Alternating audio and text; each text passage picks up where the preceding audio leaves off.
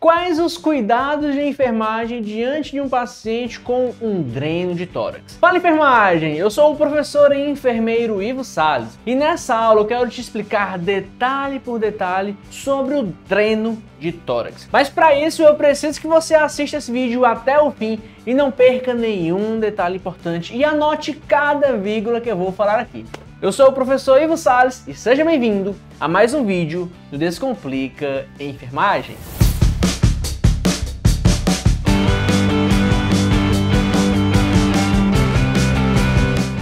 Vamos falar nessa videoaula sobre os cuidados de enfermagem diante do dreno de tórax. Mas antes, eu preciso relembrar para você um pouco mais sobre a anatomia. Como é que funciona a anatomia do seu pulmão? O seu pulmão, ele possui duas membranas, uma membrana interna e uma membrana externa. Essas membranas são chamadas de pleuras. A membrana mais interna é chamada de pleura visceral e a membrana mais externa é chamada de pleura parietal, como você pode ver aqui nessas duas imagens. E óbvio, se você tem duas películas, entre elas existem um espaço, que isso aqui é chamado de espaço pleural, que é um local onde apresenta um volume virtual, uma área virtual. O que é que isso significa? Existe um espaço entre eles? Existe, mas um espaço muito pouco significativo. Existe ali pouco líquido,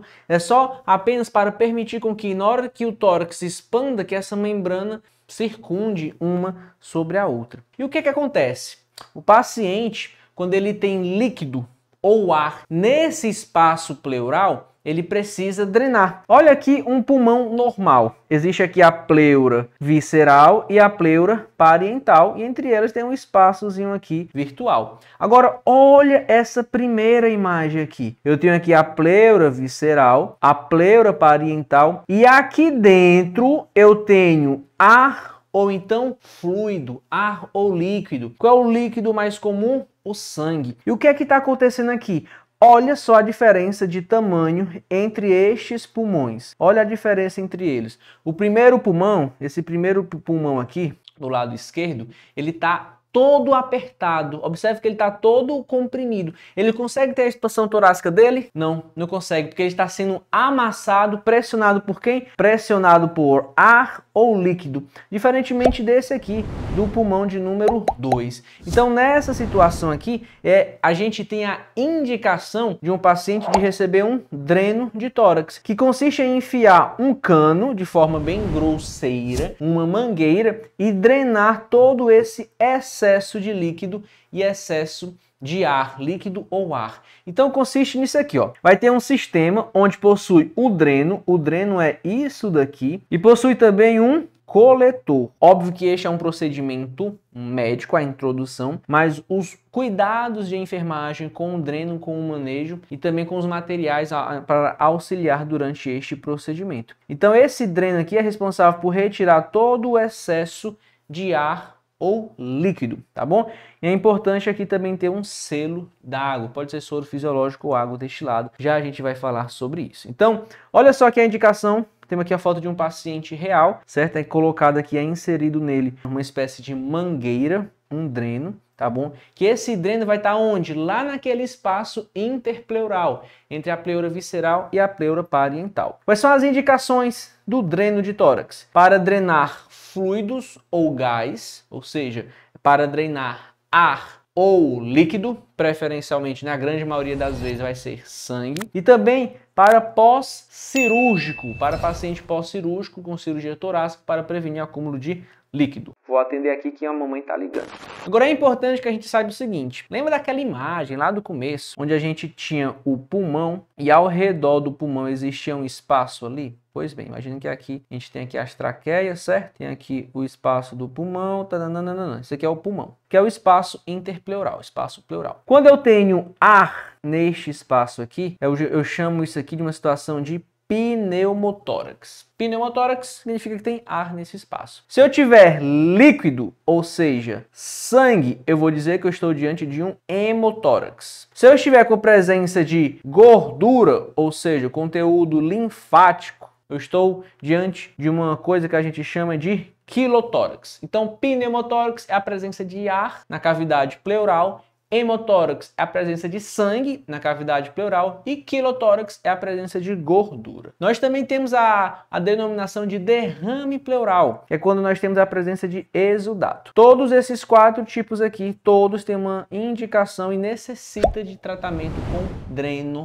de tórax. Tá certo? Agora você, enfermeiro, vai lá, paciente necessita de um dreno de tórax, quais são os materiais que você vai precisar? Você vai precisar de um campo estéril, óbvio, você vai precisar, mas quem vai utilizar vai ser o médico. Você vai pegar o kit de drenagem torácica, você vai pegar o dreno, e o dreno possui diversos tamanhos, você precisa escolher qual vai ser o tamanho. Observe que essas partes aqui, ó, tá vendo que tá tendo esses furinhos aqui? São esses furos aqui que vão, essa parte que vai entrar, tá bom? E nessa parte aqui que vai ser conectado com o coletor e fica um sistema fechado. Vamos precisar de ampolas de água destilada, lidocaína para fazer uma anestesia, luvas estéreis, seringa de 10 ml, agulha 40x12 para aspirar o medicamento e 25x7 para administrar no paciente para fazer a anestesia. Fios de sutura de nylon. Para que serve esse fio de sutura de nylon? Para fixar. Eu vou voltar aqui para vocês darem uma olhada. Observa que aqui, ó, essa fixação é feita com pontos, com suturas. Por isso que precisa desses fios de nylon, tá bom?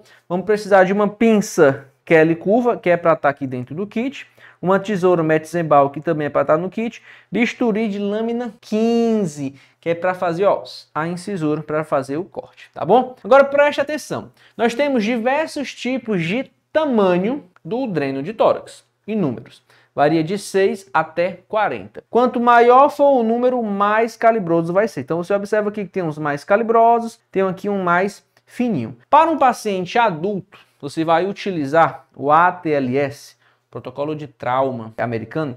Recomendo que você use de 28 a 30 French, tá bom? Que é esta unidade de medida. Que esta medida é o tamanho do diâmetro, tá bom? Do diâmetro interno desse dreno, ou seja, o tamanho dessa abertura aqui, tá certo? Então esses aqui são os tamanhos mais recomendados. Você vai observar que ao colocar esse dreno, a gente precisa preencher isso aqui com água. Pode ser água destilada ou então soro fisiológico. É interessante, você vai perceber que quando o paciente estiver em uma situação de pneumotórax, ou seja, quando eu tiver ar lá dentro, você vai perceber que essas águas aqui vão estar borbulhando. Vai sair ar, então vai criar bolhas aqui. Isso funciona e indica que o dreno está no lugar certo. Se você estiver numa situação de hemotórax, isso significa que isso aqui vai sair sangue. E observe que isso aqui vai aumentar de tamanho, porque o sangue está saindo. E esse selo d'água vai aumentar de tamanho no pneumotórax? Não, porque vai sair só o ar. E é interessante que esse selo d'água, ele na realidade, ele esteja a uma altura de forma que o dreno fique imerso aqui, o tubo fique imerso 2 centímetros, tá? O tubo, esse tubo interno aqui, fique debaixo dessa água ou do soro fisiológico por 2 centímetros. Essa é a altura recomendada. Aí eu pergunto para vocês, vamos transportar o paciente. Tá aqui o paciente, tá aqui o dreno nele, tananã. Precisa fechar, precisa clampear isso daqui? Isso aqui vem com clamper. Na realidade a gente pega uma tesoura, né, e clampeia. Precisa ou não precisa? Para transportar o paciente, não há esta necessidade de clampear o tubo. Agora, se for levar o dreno para acima do paciente, aí sim a gente precisa clampear, tá certo? Por exemplo, vai mudar de decúbito e vai subir o dreno, aí sim a gente precisa clampear. Ive, quando é que a gente vai fechar o dreno? Basicamente, quando for para trocar o selo d'água, então, sei lá, vai trocar o selo d'água, passou 24 horas, ou então o selo d'água está muito cheio, vai precisar trocar. Ok, clampeia o dreno, certo? E troca lá o reservatório, tira, despreza, coloca um líquido novo, né? Um soro fisiológico novo, utilizando o mesmo reservatório, tá bom? Quando o dreno ficar acima do paciente, está acima do paciente, clampeia. E se acontecer alguma desconexão do sistema, porventura, desconectou o dreno do coletor, então foi puxado aqui o dreno do paciente, a gente precisa... Não, se foi puxado, faz o curativo compressivo. E se for desconectado dessa região aqui, a gente precisa clampear o dreno. Essa foi uma aula de cuidados de enfermagem com o dreno de tórax. Você gostou dessa aula? Você achou boa? Eu achei sensacional. aula completinha, exclusiva só para vocês aqui do Descomplica Enfermagem. Se você gostou desse vídeo, não esquece, deixa o seu like. Ei, eu vou até escrever aqui, ó, like. Tem um botão na tela que é parecido com isso aqui, ó, bem idêntico. Você vai clicar nele, clica nele. E também tem uma telinha assim, ó, chamada inscreva-se. E tem um sininho do lado, ó, um sininho. Tim, você inscreve e clica aí no sininho. Beleza? Esse foi mais um vídeo do Descomplica Enfermagem. Se tiver alguma dúvida, comenta aqui. Eu vou ter o maior prazer de responder cada um de vocês. Vou ficando por aqui, mas você não! Tá rolando aqui uma playlist. Vai nessa playlist e vem maratonar o Descomplica Enfermagem. Te espero na próxima aula. Valeu!